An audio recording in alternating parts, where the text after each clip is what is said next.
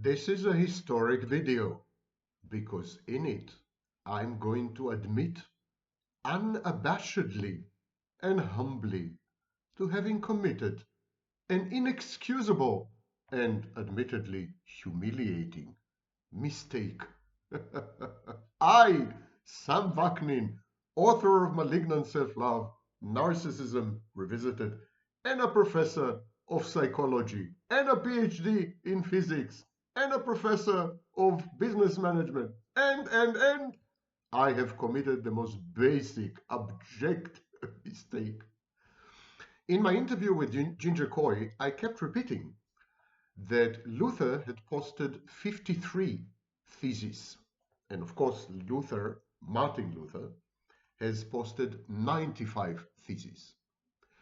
He allegedly nailed them on the door of All Saints Church and possibly other churches in Wittenberg on the 31st of October 1517.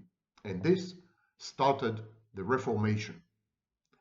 I'm saying allegedly because there is a huge debate among historians whether this actually happened.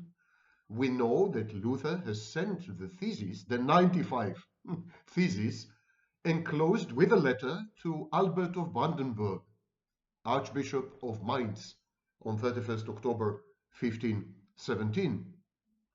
But we have no proof and no evidence and no eyewitness accounts to the nailing of these theses to the door of the church in Wittenberg, so it seems to be apocryphal.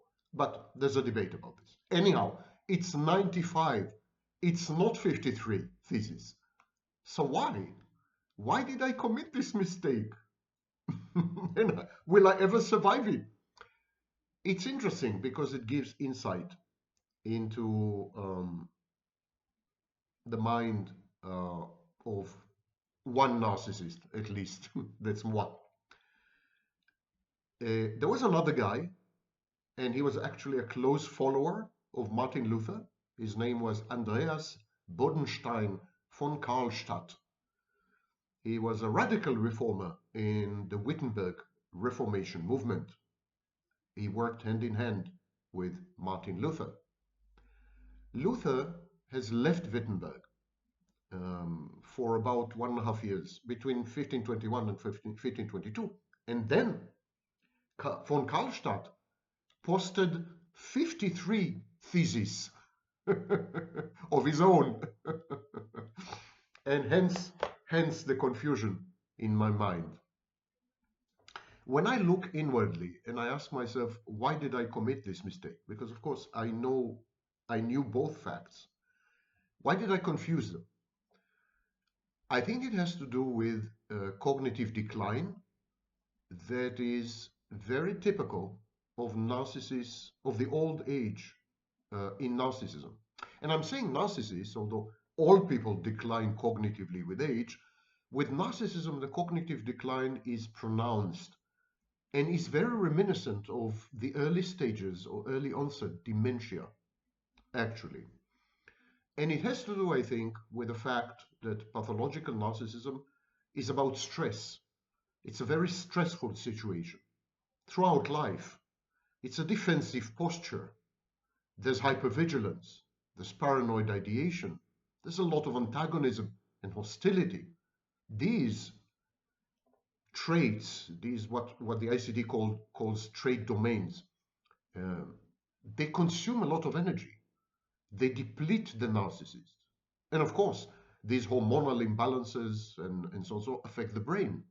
I think cognitive decline in narcissists is far more pronounced than in healthy, normal people or people who are not narcissists. I would say the same for people with borderline personality disorder. I think their cognitive decline is very, very emphasized and very unusual. And so when I try to delve into my mind and to somehow metaphorically convey what's happening to you, my mind is like a giant archive, a huge encyclopedia with every scrap of paper exactly in its place, neatly folded, neatly foldered, neatly filed and classified. Then cognitive decline is like a giant fan and the fan is turned on, and the papers are all over the place, floating in the air, hitting the ground, and so on and so forth. And there's pandemonium and chaos and utter extreme disorder. And that's the cognitive decline. When I tried to pick up the paper with the 95 theses of Luther, I picked up by mistake the paper which contained information about von Karlstadt's 53 theses, and hence the confusion. But it's strongly indicative of the cognitive decline, which is highly typical of narcissists. It is dementia-like, but it is not dementia. I have a video dedicated to dementia, especially Alzheimer's. I have a video here on this channel in the morbidities playlist. And what the cognitive decline of the narcissist is not dementia, although it is reminiscent of dementia. So I would call it dementoid. It's a dementoid kind of decline.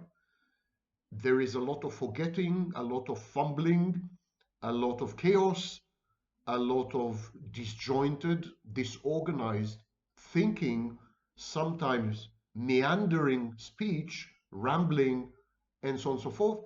Cognitive decline is more like entropy. It's not like an explosive device, but it's more like entropy, an inexorable process that erodes the functionality and structure of the narcissist's mind. People could easily be forgiven if they confuse this with dementia. And so many people say, oh, my narcissist has dementia. No, in majority of cases, it's probably not the issue. In majority of cases, it's simply narcissistic cognitive decline. Okay? So I took advantage of this mistake of mine to elucidate yet another facet in the narcissist endless, sempiternal, look it up, saga.